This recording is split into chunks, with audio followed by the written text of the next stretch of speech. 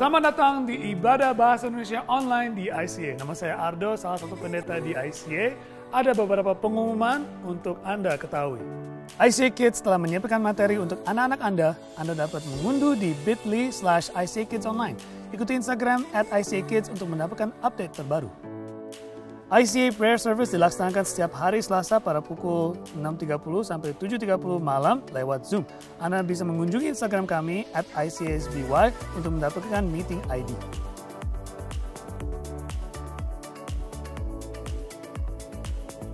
Memberi persembahan di ICA sangat mudah. Silakan scan QR code di layar dengan menggunakan aplikasi bank Anda atau bisa mengunjungi icasbua.com/giving untuk informasi lebih lanjut.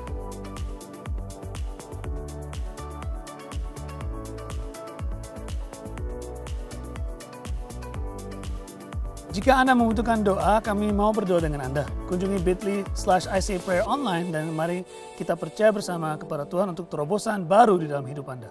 Jangan lupa untuk mengikuti ICA Surabaya di seluruh platform sosial kami di Facebook, YouTube, dan Instagram. Kami menyediakan konten terbaru setiap hari untuk menemani Anda.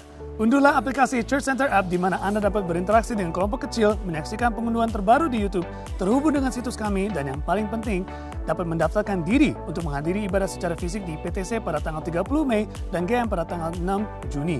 Segera download aplikasi Church Center App sekarang juga. Sekian pengumuman dari kami. Ibadah akan segera mulai dan jangan lupa untuk mengasihi Allah, mengasihi sesama, bertumbuh dalam iman, dan memuridkan. Tuhan memberkati.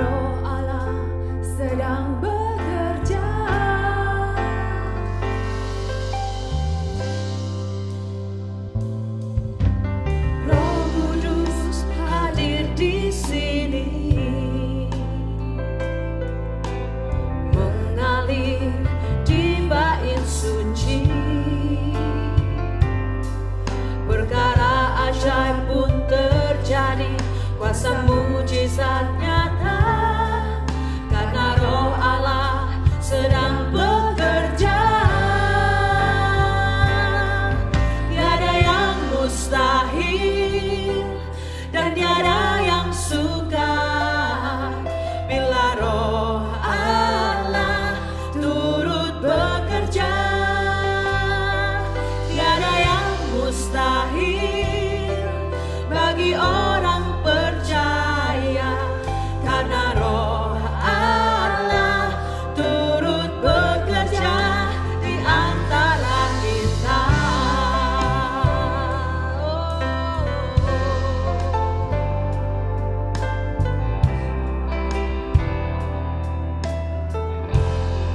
Mari pujikan bersama.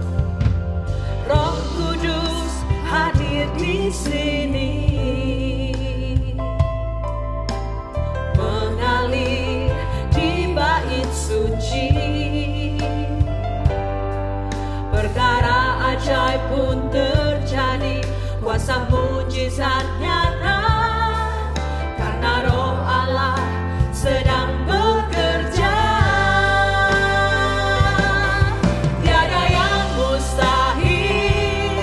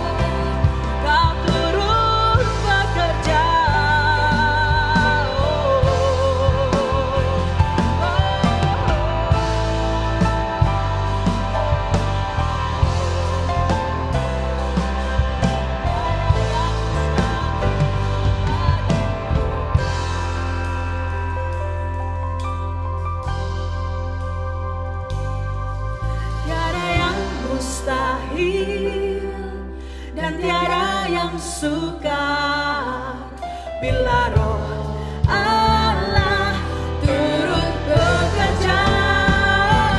Oh, tiada yang mustahil bagi orang percaya, karena Roh Allah turut bekerja. Tiada yang mustahil dan tiada yang sukar bila Roh Allah turut bekerja. Tiada yang mustahil bagi orang percaya, karena Roh Allah turut bekerja di antara kita. Karena Roh Allah turut bekerja. Karena Roh Allah turut bekerja di antara kita.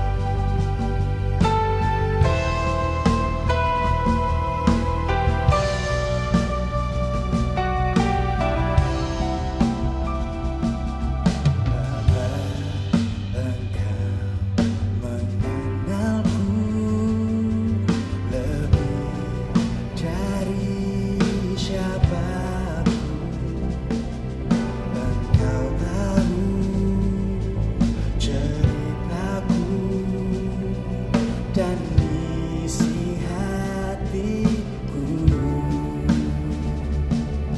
tak peduli masa lalu, Engkau tetap memilihku. Ubahkanku, sempurnakan, jadi karya yang indah. Kini aku percaya tiada yang mustahil bagimu. Kuasa-Mu kuatkanku, dasarku berharap.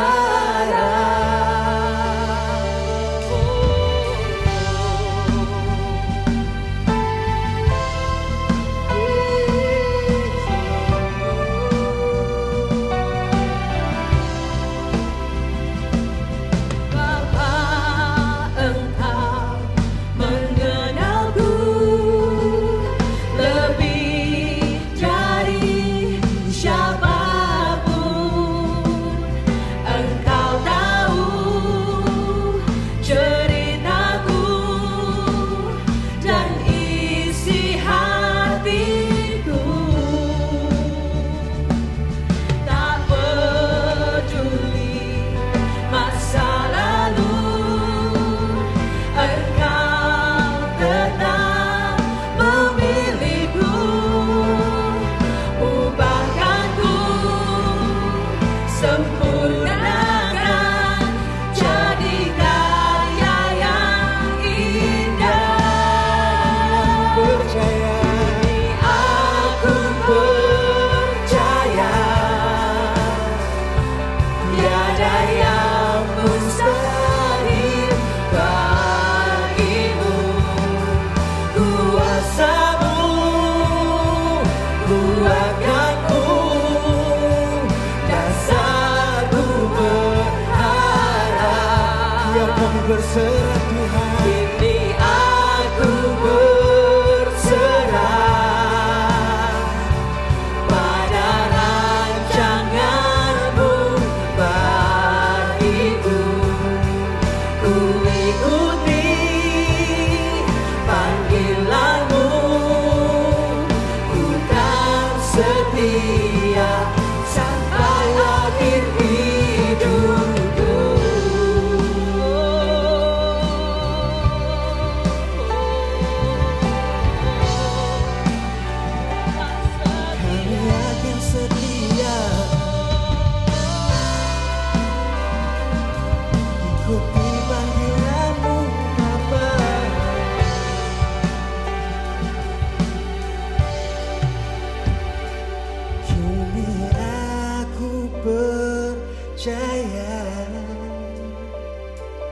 tiada yang mustahil bagimu.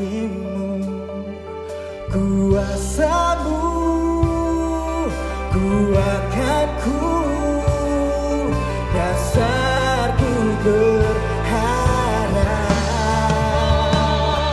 Kini aku berserah pada rancanganmu bagiku. Ku ikuti panggilanmu, ku kan setia sampai akhir hidupku. Ku ikuti panggilanmu, ku kan setia sampai akhir hidupku.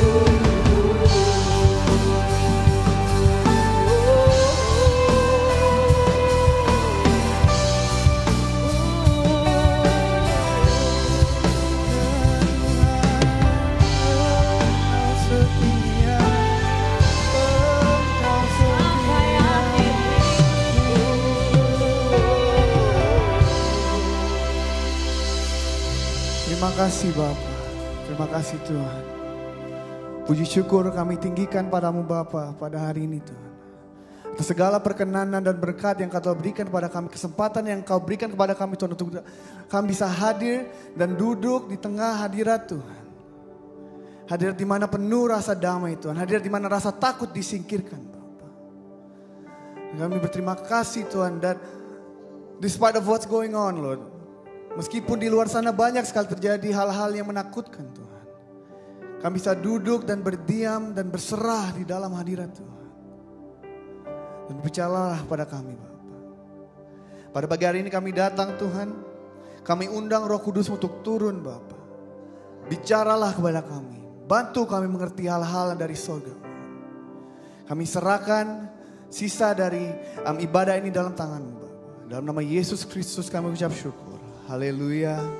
Amin. Amin.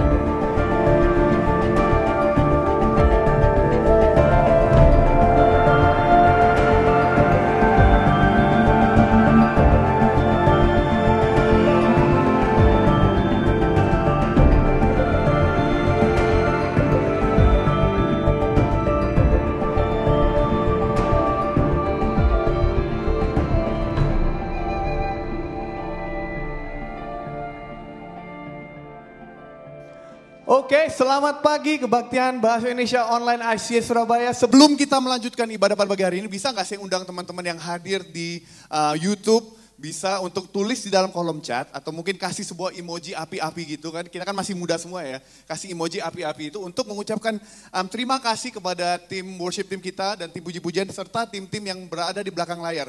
Teman-teman perlu tahu, karena kita tiap minggu kan ada ibadah online. Ibadah online ini nggak terjadi secara begitu saja.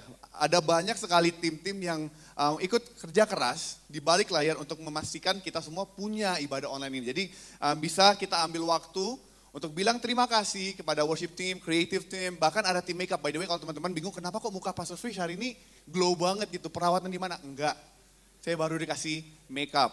Okay, this is the camera trick, alright. So if I look better, itu bukan karena saya, karena tim makeup kami. Oke, bisa bilang terima kasih di chat. Dan jangan lupa kalau belum subscribe, belum like, di like dan di subscribe dulu. Dan saya ingin ucapkan selamat pagi bagi saudara-saudari yang udah datang pada pagi hari ini.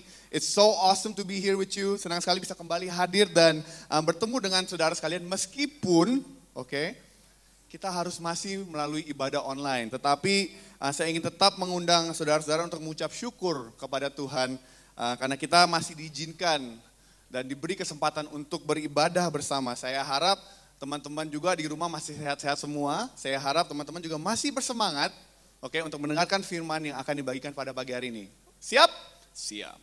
Well, pada pagi hari ini kita akan melanjutkan seri khotbah kita yang berjudul Infinitely More. Di mana di dalam seri khotbah ini kita diingatkan kembali bahwa Allah yang kita sembah, Allah Tuhan yang kita ikuti adalah Tuhan yang seringkali melakukan hal-hal yang lebih dari yang kita bayangkan. Oke? Dan kita udah melakukan seri ini udah 3 minggu. Jadi if you haven't seen the previous episode, bisa kembali, nanti bisa lihat lagi episode sebelumnya. Tapi pada pagi hari ini, kita akan belajar tentang sebuah pribadi yang saya rasa jarang dibicarakan, oke? Pada pagi ini kita akan berbicara tentang pribadi bernama Roh Kudus. Dia adalah seorang penolong, seorang penghibur yang telah dijanjikan Yesus sebelum Yesus kembali ke surga, oke? Seorang pribadi yang mestinya, oke, kalau saudara belum tahu, mempunyai peranan yang sangat penting di dalam hidup setiap pengikut Kristus. Seorang pribadi yang akan membantu kita menjadi lebih dari apa yang kita bayangkan, oke? Judul khotbah saya pada pagi hari ini adalah siapa itu Roh Kudus. Saya dulu sering diajarin kalau kamu bikin judul itu harus yang berujung dengan pertanyaan, harus menarik. Kan kalau judul dibilang tentang Roh Kudus, kurang menarik. Jadi kalau dibikin siapa itu Roh Kudus, orang-orang pasti bertanya, siapakah Roh Kudus itu? Jadi judul menarik saya pada pagi hari ini adalah siapa itu Roh Kudus, oke? Mungkin banyak dari kita yang menanyakan pertanyaan ini, oke? Ketika kita memikirkan tentang pribadi Roh Kudus sebagai orang-orang yang mungkin besar di gereja Pentakosta, karismatik mungkin ya, kita sering banget dengar tentang Roh Kudus. Kita sering banget dengar orang-orang bilang kamu harus bisa berbahasa roh. Buah-buah rohmu tuh harus muncul. Apakah kamu punya gift of the Spirit, right? Tapi kalau boleh jujur, seberapa banyak dari kita yang sudah duduk dengan betul-betul, oke? Dan mencoba mengenali siapa pribadi dari Roh Kudus ini. Oke? Seperti yang kita sebut di atas tadi, padahal tanpa Roh Kudus, kita sebagai orang Kristen gak bisa apa-apa. Oke? Kita bilang di atas bahwa Roh Kudus ini mempunyai peranan yang sangat penting di dalam kerajaan Allah. Sampai-sampai jika saudara tahu, Yesus memilih untuk naik ke surga agar sang penghibur, yaitu Roh Kudus ini, bisa turun. Pernahkah saudara mungkin tanya ya, loh kalau memang tujuannya Yesus itu untuk membangun, mendirikan kerajaan Allah, kenapa dia tidak tinggal aja di bumi ini? Kenapa dia memilih untuk naik ke surga? Padahal ya, bukankah akan lebih gampang jika Yesus memutuskan, oke, aku akan tetap di bumi ini, aku akan bangun kerajaan Allah yang akan menjadi kerajaan yang lebih besar dari semua yang pernah ada di sejarah. Oke? Dan jawabannya tentu saja, jika kerajaan yang dibangun oleh Kristus adalah kerajaan yang berbentuk seperti fisik, seperti kerajaan-kerajaan zaman dahulu, mungkin seperti Majapahit, seperti Sriwijaya. Kalau itu adalah tujuan kerajaan Allah, bentuk yang diinginkan oleh kerajaan Allah, akan sangat lebih baik jika Yesus datang. Dia itu tinggal aja di sini, gak usah balik. Akan tetapi tahukah saudara, kerajaan Allah yang ingin dibangun oleh Kristus bukanlah kerajaan fisik, bukanlah kerajaan yang bisa kita lihat dengan daging dan darah kita, tapi adalah kerajaan yang dibangun di dalam setiap hati dari pengikut Kristus. Itu adalah kerajaan yang tidak bisa dilihat secara fisik. Itu kerajaan yang dilihat, yang dihasilkan di dalam hidup dari setiap kita. Nah, pertanyaannya, ketika Yesus yang waktu itu masih merupakan 100% manusia, bagaimanakah cara dia untuk bisa hadir setiap hati dari pengikut Kristus? Tentu tidak bisa, karena dia juga masih 100% manusia, oke? Dan dia masih harus mengikuti hukum-hukum yang kita punya di bumi ini. Oleh karena itu, oke, di dalam Yohanes 16 ayat 7 sampai 8, Yesus berkata, namun benar yang kukatakan ini kepadamu adalah lebih berguna bagi kamu jika aku pergi. Sebab jikalau aku tidak pergi, penghibur itu tidak akan datang kepadamu. Tetapi jikalau aku pergi, aku akan mengutus dia kepadamu. Dan kalau ia datang, ia akan menginsafkan dunia akan dosa, kebenaran, dan penghakiman. Untuk membangun kerajaan Allah yang berada di hati kita, di sini peranan Roh Kudus itu sangat diperlukan. Oleh karena itu Yesus memilih untuk naik ke surga agar Roh Kudus itu sudah turun. Roh Kudus adalah sang penghibur yang diutus ketika Yesus naik ke surga. Oke, Yesus tahu bahwa Roh Kudus ini tidak dibatasi oleh tubuh, tidak mempunyai tubuh fisik, tidak dibatasi oleh lokasi, dan dia bisa bergerak ke seluruh dunia sekaligus at the same time, pada waktu yang bersamaan, dan mempengaruhi dan membantu membangun orang-orang secara pribadi dan secara personal. Roh Kudus adalah Roh Allah yang selalu berada bersama kita. yang membantu kita melakukan apa yang Tuhan ingin kita lakukan. Ia adalah suara Tuhan yang kita dengar di dalam kehidupan kita sehari-hari. Kalau kita tanya, pernah nggak saudara lihat Yesus secara langsung? Pasti jawabannya enggak. Oke, saya belum pernah. Saya pendeta, belum pernah lihat Yesus muncul secara langsung depan saya, nggak pernah. Tetapi saudara tahu ada suara-suara di dalam hati saudara yang mengatakan ketika saudara ingin melakukan sesuatu yang buruk, diingatkan kembali, jangan. Itu adalah Roh Kudus dalam hidup kita. Ia adalah suara Tuhan yang berada di dalam kehidupan kita sehari-hari. Ia adalah pribadi yang akan mendirikan kerajaan Allah di dalam setiap dari diri kita. Oleh karena itu, dia adalah seorang yang sangat penting, seorang yang sangat berpengaruh. Dan saya berani bilang, seorang yang tidak bisa kita lupakan, tidak bisa kita, we cannot live without him. Kita nggak bisa hidup tanpa Roh Kudus ini. Nah, seringkali, dan juga saya pernah melakukan kesalahan ini, ada banyak kesalahpahaman tentang identitas Roh Kudus. Right? Beberapa orang memandang Roh Kudus ini sebagai kekuatan mistik. Jika teman-teman di sini udah pernah nonton film Gerhana zaman 2000 dulu, oke, anak 2000-an, 20 tahun lalu, udah lama banget ya. Cuman kalau saudara-saudara tahu film Gerhana dulu kan, dia itu punya kekuatan mistik. Seringkali orang Kristen itu mempunyai kesalahpahaman, dia pikir Roh Kudus itu adalah kekuatan mistik. Jadi kalau ketika kita gini, gerak-gerak. Oke? Atau mungkin yang bule-bule di sini, atau mungkin yang udah lebih yang lebih cool, mungkin memandang Roh Kudus ini sebagai the force. Right? Kalau kita tahu Star Wars, seringkali Roh Kudus ini dibayangkan seperti the force. Kalau kamu udah jadi orang Kristen, Roh Kudus itu adalah kekuatan yang diberikan kepada kamu. Oke, ini kekuatan yang Tuhan kasih untuk kamu bisa melakukan hal-hal yang dia ingin. Jadi kita bayangkan Roh Kudus ini sebagai sebuah kekuatan, sebagai force. Jadi bisa kayak langsung gerak gitu kan. Tetapi jika kita melihat dari Alkitab mengajarkan bahwa Roh Kudus sebenarnya adalah pribadi ketiga dari Allah Tritunggal. Jadi ada satu di antara Tritunggal yang pada dasarnya memiliki kekuatan dan kemuliaan yang setara dengan Bapa Sang Pencipta dan juga Sang Anak, Sang Putra Yesus Kristus. Alkitab juga memberitahu kepada kita bahwa Roh Kudus ini adalah seorang pribadi ilahi yang memiliki pikiran, yang memiliki emosi dan kemauan. Setiap kali Roh Kudus disebutkan di dalam Alkitab,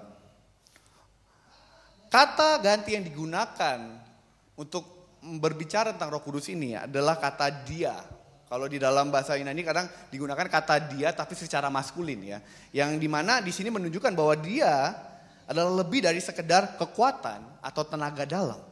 Roh Kudus itu adalah seseorang pribadi, seseorang yang memiliki emosi, memiliki pikiran dan punya kemauan. Bahkan dia akhirnya berkata dia adalah orang yang bisa disinggung. Oke? Sebuah sesuatu yang mungkin bisa kita lihat bahkan ketika Yesus berbicara tentang Roh Kudus, dia selalu menggunakan kata dia. Oke, kita bisa lihat di kitab Yohanes 14 ayat 15-17, Yesus berkata bahwa dia akan datang. Yesus gak bilang bahwa itu akan datang. Dia bilang dia. Jadi Roh Kudus ini bukan sebuah kekuatan atau tenaga dalam yang diberikan kepada orang Kristen. Tapi dia adalah seorang penghibur. Seorang Allah yang memiliki pikiran, punya kemauan. Dan sebuah Allah yang mau memiliki hubungan dengan setiap dari kita. Dalam kitab juga banyak, actually kalau saudara-saudara mau lihat nanti, banyak ayat yang menunjukkan kepribadian dari Roh Kudus ini. Di dalam kitab Para Rasul 15 ayat 28 kita bisa melihat bahwa Roh Kudus ini bisa membuat keputusan. Oke? Di Alkitab Kisah Para Rasul 15:28 berkata, sebab adalah keputusan Roh Kudus dan keputusan kami supaya kepada kamu jangan ditanggungkan lebih banyak daripada yang perlu ini. Jika seseorang ingin membuat keputusan, seseorang itu harus mempunyai pikiran. Oke, dia harus bisa menentukan apa yang lebih baik, dia harus bisa memilih. Kita nggak bisa mengharapkan sebuah benda mati seperti let's say force untuk melakukan sesuatu, memilih sesuatu. Oke, kita nggak bisa taruh di depan meja ini, di depan mimbar ini kita kasih A atau B, mimbar ini nggak bisa milih karena dia nggak punya kepribadian, dia nggak punya pemikiran, dia nggak punya ability untuk berpikir. Tapi Roh Kudus bisa memilih. Di dalam 1 Timotius 4 ayat 1 kita bisa melihat bahwa Roh Kudus bisa berbicara. Again, sebuah karakteristik yang hanya bisa dimiliki oleh sesuatu atau seseorang yang hidup. 1 Timotius 4 ayat 11 berkata, tetapi roh dengan tegas mengatakan bahwa di waktu-waktu kemudian ada orang yang akan murtad, lalu mengikuti roh-roh penyesat dan ajaran-ajaran setan. Dia bisa berbicara, dia bisa berkata-kata, dia bisa mempunyai dialog dengan kita. Oke? Yang ketiga kita bisa lihat di Efesus 4 ayat 30. Bahkan Alkitab berkata bahwa Roh Kudus itu bisa berduka, dia bisa bersedih, dia bisa mempunyai perasaan tidak enak, sedih ketika kehilangan sesuatu ya. Di Alkitab Efesus 4:30 berkata, dan janganlah kamu mendukakan Roh Kudus, Allah yang telah memeteraikan kamu menjelang hari penyelamatan. Jadi di sini kita bisa melihat secara jelas Alkitab menjelaskan Roh Kudus sebagai seorang pribadi. Dia bukanlah sebuah kekuatan ekstra yang kita dapat ketika kita menjadi orang Kristen. Oke, tetapi dia adalah seorang partner, dia adalah seorang penghibur, dia adalah seorang penolong yang Tuhan telah beri untuk kita. Yang akan membantu kita di dalam hidup kita sebagai orang Kristen. Oleh karena itu, seringkali ketika kita melupakan peranan Roh Kudus dalam hidup kita. Oke? Itu kita melupakan bahwa sebenarnya yang mengubah kita itu bukan diri kita sendiri. Kita harus menjalin hubungan dengan Roh Kudus ini. Karena hanya melalui hubungan dengan Roh Kudus ini kita bisa menjadi seperti apa yang Yesus minta untuk kita jadi. Oke? Nah, pada pagi hari ini saya ingin membagikan sedikit saja tentang peranan yang dimainkan Roh Kudus dalam setiap hidupan kita sebagai pengikut Kristus. Yang pertama adalah Roh Kudus, seperti yang saya bilang barusan, membantu kita untuk menjadi semakin serupa dengan Kristus. Alright? Di Galatia 5 ayat 19-26 berkata, perbuatan daging telah nyata, yaitu pencabulan, kecemaran, hawa nafsu, penyembahan berhala, sihir, perseteruan, perselisihan, iri hati, amarah, kepentingan diri sendiri, pencideraan, roh pemecah, kedengkian, kemabukan, pesta pora dan sebagainya. Terhadap semua itu kuperingatkan kamu, seperti yang telah kubuat dahulu, bahwa barang siapa yang melakukan hal-hal demikian, ia tidak akan dapat mendapat bagian dalam kerajaan Allah. Tetapi buah-buah roh ialah kasih, sukacita, damai sejahtera, kesabaran, kemurahan hati, kebaikan dan kesetiaan, kelemah lembutan, penguasaan diri. Tidak ada hukum yang menentang hal-hal itu. Barang siapa yang menjadi milik Kristus Yesus, ia telah menyalibkan daging dengan segala hawa nafsu dan keinginannya. Dan jikalau kita hidup oleh roh, baiklah hidup kita juga akan dipimpin oleh roh. Dan janganlah kita gila hormat, janganlah kita saling menentang dan saling mendengki. Menghidupi panggilan sebagai orang Kristen, untuk menjadi dan menghasilkan hal-hal yang Tuhan telah panggil untuk kita hasilkan, itu bukan sesuatu yang alami bagi kita. Jika teman-teman tahu, kita sebagai manusia yang lahir di bumi ini, secara alami, secara natur kita adalah orang-orang yang penuh dosa. Dan ketika kita ingin hidup sesuai apa yang telah Yesus panggil kita untuk lakukan, seringkali itu bukan natur kita. Itu akan sangat susah. Oleh karena itu jika teman-teman tahu, seringkali kita kalau mau buat baik itu susah banget ya. Karena memang secara natur kita adalah orang-orang yang penuh dosa.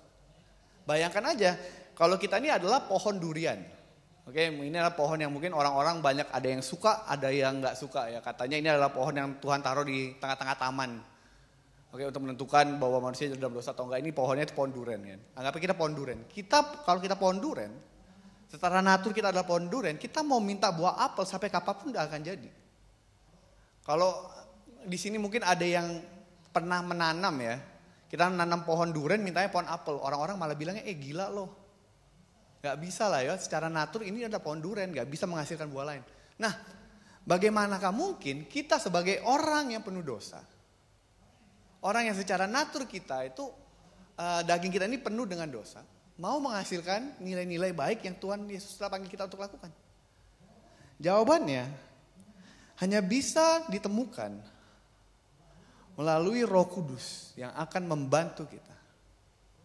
Roh Kudus, salah satu alasan kenapa Tuhan telah mengirim Roh Kudus datang di antara kita adalah untuk membantu kita untuk menjadi seperti Dia. Karena Dia tahu secara natur kita akan sangat susah kita untuk menghidupi firman Tuhan. Tapi karena kita telah diberikan roh Allah, kita diberikan roh yang secara natur adalah kudus, kita bisa menghasilkan buah-buah yang benar. pencapaian kita sebagai orang Kristen, oke, seringkali bukan hasil kerja keras kita sendiri. Dan saya ingin mengingatkan pada teman-teman mungkin di sini yang merasa aku hidupnya udah baik, udah nggak perlu siapa-siapa. Can I tell you that tanpa peranan Roh Kudus dalam hidup kita, nggak ada dari kita yang sanggup berbuat baik. Tapi karena Yesus telah memberikan kita Roh Kudus, sekarang ada natur baru dalam hidup kita. Karena kita bisa menghasilkan buah-buah yang kita telah dipanggil untuk melakukan itu. Jadi itu salah satu peranan terpenting Roh Kudus dalam hidup kita adalah Dia adalah Allah yang membantu kita menjadi seperti Kristus. Yang kedua, Roh Kudus adalah penghibur kita. Ini adalah peranan kedua yang Roh Kudus mainkan dalam hidup kita. Dia adalah penghibur. Di Yohanes 14:26 berkata bahwa tetapi penghibur, yaitu Roh Kudus yang akan diutus oleh Bapa dalam namaku. Dialah yang akan mengajarkan segala sesuatu kepadamu dan akan mengingatkan kamu akan semua yang telah kukatakan kepada kamu. Kita tidak bisa menyangkal bahwa seringkali dalam hidup ini kita perlu namanya penghibur. Kita perlu namanya dukungan. Gak ada satu orang pun di antara kita yang bisa bilang saya gak perlu siapa-siapa. Oke? Yesus sebelum dia pergi, dia berkata kepada murid-muridnya bahwa Roh Kudus akan datang untuk menjadi penghibur di dalam hidup mereka. Bahwa pribadi ini akan menghibur mereka, akan mendukung mereka dan akan menyemangati mereka ketika mereka jatuh. Dan saya bisa bilang ini adalah sesuatu yang mungkin sangat diperlukan bagi kita semua. Karena again, like it or not, sesuatu yang pasti dalam hidup ini adalah kesengsaraan dan kematian. Itu adalah konsekuensi yang telah kita terima ketika kita jatuh ke dalam dosa. Gak ada dari kita yang bilang bahwa kita hidupnya ini enak-enaknya. Gak ada. Pasti semua dari kita akan mengalami namanya kesengsaraan, kejatuhan. Oke? Gak usah jauh-jauh. Kita sekarang sedang berada di tengah masa pandemi yang gak kelihatan, yang belum terlihat akan membaik. Dan masa-masa dan waktu seperti sekarang ini seringkali membuat kita merasa cemas. Seringkali membuat kita merasa takut. Atau mungkin bukan masalah yang kayak gini yang mungkin saudara alami, tapi mungkin saudara sedang mengalami kejatuhan ke dalam dosa. Dan saya tahu sebagai seorang Kristen, seringkali ketika kita melakukan hal yang tidak sepatutnya kita lakukan, kita akan merasa bersalah. Dan kita akan merasa sedih dan bingung mungkin. Roh Kudus ada untuk membantu kita melalui masa-masa tersebut. Ketika kita merasa takut, ketika kita merasa bahwa hari esok itu gak akan lebih baik. Atau mungkin ketika kita sedang bergumul dengan dosa-dosa yang sangat berat. Roh Kudus akan hadir untuk menjadi penghibur kita, akan menjadi penyemangat kita. Dan Dia akan membawa sebuah semangat baru dan Roh Kudus akan menghujani kita dengan kedamaian surgawi. Sesuatu yang menurut saya adalah sesuatu yang sangat penting untuk kita miliki. Karena kita susah guys jadi orang Kristen itu. Susah jadi pengikut Kristus. Apalagi sekarang kita berada di masa-masa di mana gak ada hal yang kelihatan pasti.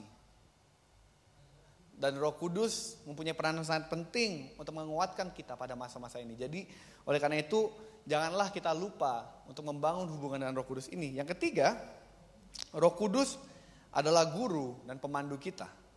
Yohanes 16:13 berkata, tetapi apabila Ia datang yaitu Roh kebenaran, Ia akan memimpin kamu ke dalam seluruh kebenaran. Sebab Ia tidak akan berkata-kata dari dirinya sendiri, tetapi segala sesuatu yang didengarnya, itulah yang dikatakannya. Dan Ia memberitahukan kepadamu hal-hal yang akan datang. Roh Kudus itu di Alkitab sering digambarkan sebagai seorang guide, sebagai seorang pemimpin. Dia adalah seorang guru dan pemandu kita. Di mana seringkali kita juga harus tahu, again, sebagai manusia yang mempunyai natur dosa, kita seringkali gagal melihat kebenaran-kebenaran itu. Tetapi karena Roh Kudus telah hadir, Roh Kudus telah diberikan kepada kita, sekarang kita mempunyai seorang pemandu yang akan memandu kita ke jalan kebenaran. Oleh karena itu seringkali kita saudara mungkin ingin melakukan sesuatu yang saudara tahu gak benar, tiba-tiba ada suara dalam hati saudara bahwa this is not right, this is not what the Bible says. Seringkali itu adalah peranan Roh Kudus. Roh Kudus mengingatkan kepada kita atas kebenaran firman. Dia memberitahu kepada kita hal-hal yang bisa, bahasanya, dia mengingatkan kepada kita kebenaran firman. Dia mengingatkan kepada kita bagaimana seharusnya kita hidup. Dia adalah pemandu kita dan dia juga bukan seorang yang hanya kasih tahu kebenaran terus ditinggal. Dia adalah seseorang yang membantu, dia akan membukakan mata hati kita, membukakan mata kita dan membantu kita mengerti. Itu adalah peranan Roh Kudus. Oke, Roh Kudus juga berperan sebagai sebuah guru, seorang guru, di mana seringkali banyak firman Tuhan yang kita tidak bisa mengerti. Dan tentu saja karena firman Tuhan adalah hal-hal yang datang dari sorga. Kita nggak mempunyai kemampuan untuk mengerti itu, tapi seringkali Roh Kudus yang akan membantu kita untuk memahami firman-firman yang telah diucapkan pada kita. Oke? Yang terakhir, last but not least, Roh Kudus, salah satu peranan dia adalah untuk membawa hidup kita semakin tertuju kepada Kristus. Yohanes 15 ayat 26 berkata, "Jikalau penghibur yang akan kuutus dari Bapa datang, yaitu Roh kebenaran yang keluar dari Bapa, ia akan bersaksi tentang aku." Bisa dibilang ini adalah tujuan utama dari Roh Kudus. Saya sering bicara dengan Pastor Ardo sering kali bilang bahwa Roh Kudus itu adalah Allah yang sangat rendah hati, Allah yang sangat luar biasa. Karena jika saudara tahu, kita bisa baca Alkitab. Tapi Roh Kudus itu gak ada namanya. Dan Roh Kudus itu adalah Allah yang sangat selfless, di mana setiap kali kita mulai dekati Roh Kudus, yang akan dilakukan adalah untuk memperlihatkan Yesus kepada kita. Right? Tujuan utama Roh Kudus adalah untuk menunjukkan kita kepada Kristus. Tujuan utama Roh Kudus adalah untuk membukakan mata kita kepada Sang Penyelamat. Dia adalah seorang yang akan mengingatkan kita tentang Kristus, akan mengarahkan kita kembali kepada Kristus ketika kita jauh. Satu-satunya tugas Roh Kudus adalah menyatakan dengan lantang dan di depan umum siapa saja Kristus itu kepada kita. Alkitab berkata, tanpa Roh Kudus, gak ada yang dari kita bisa mengenal Kristus. Gak ada dari kita yang menerima Kristus. Untuk melihat dia sebagai jalan kebenaran, gak ada dari kita yang sanggup melakukan hal-hal itu. Roh Kudus adalah seorang yang terus bekerja. Terus melakukan semua tugas yang telah ia berikan. Dia membimbing kita, dia mengajarkan kita, dia menghibur kita, dia membantu kita. Semua itu mempunyai tujuan yang satu. Yaitu untuk menunjukkan dan mengarahkan kita kepada Kristus Yesus. Dan untuk orang-orang yang sudah percaya, Roh Kudus akan membantu kita membancarkan Kristus kepada orang-orang lain. Oleh karena itu dia bekerja dalam kita. Oleh karena itu dia menghasilkan buah-buah roh dalam kita. Karena hanya melalui kerja tangan Roh Kudus, kita bisa dibawa kepada Kristus. Dan kita bisa diubahkan untuk menjadi lebih seperti Kristus. Dan pada pagi hari ini, saya ingin mengakhiri ibadah ini dengan mengingatkan kepada saudara-saudara, bahwa Roh Kudus ini ada untuk saudara. Ini adalah sebuah special privilege, hak istimewa yang telah diberikan kepada pengikut Kristus. Oke, seorang figur yang telah diberikan kepada kita untuk memimpin kita, dan Roh Kudus ingin memimpin hidup saudara-saudara. Dia ingin membimbing saudara, dia ingin membentuk saudara agar menjadi lebih seperti Kristus. Tetapi itu hanya bisa terjadi jika saudara memilih untuk mendengarkan dia. Karena saudara bisa aja milih untuk gak mendengarkan Roh Kudus. Tetapi ketika saudara memilih untuk mendengarkan dia dan berserah kepada dia dan izinkan dia untuk memegang kendali dalam hidup saudara, disitulah Roh Kudus bisa bekerja dalam hidup saudara. Dan saya ingin bilang, ketika Roh Kudus bekerja, saudara akan menjadi lebih dari apa yang saudara bayangkan. Can I invite you guys untuk bow your heads down, close your eyes. Mari kita tundukkan kepala, tutup mata kita, dan kita berdoa.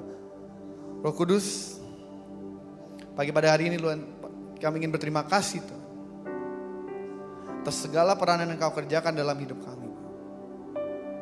Terima kasih bahwa Engkau telah memimpin kami untuk melihat Kristus Yesus sebagai juru dan selamat kami. Tuhan. Terima kasih atas pimpinan-pimpinanmu sepanjang hidup kami Tuhan. Dan Roh Kudus, pada pagi hari ini kami ingin berdoa dan kami ingin berserah. Ambil kendali hidup kami. Arahkan hidup kami. Berbicaralah kepada kami dan bimbinglah setiap tindakan-tindakan kami. Berikanlah kami kesempatan dan ajarkan kami untuk menjadi lebih seperti Kristus. Dan izinkanlah kami untuk menjadi lebih dekat dan lebih peka kepadamu. Agar semua yang bisa dikerjakan dalam hidup kami akan menjadi lebih dari apa yang kami bayangkan. Kami serahkan semua dari hidup kami kepada tangan. Dan ubahlah kami. Dalam nama Yesus Kristus kami berdoa dan mengucap syukur. Haleluya. Amin. Terima kasih teman-teman udah bergabung di dalam ibadah kebaktian online Bahasa Indonesia IC Surabaya. Nah, jangan lupa, we'll be back to our offline service soon. Be updated, keep being posted. Don't forget to hit that like and subscribe button for more information. Alright, we'll see you guys next week. Bye-bye. Rohmu yang hidup penuhiku, mengalir dalamku.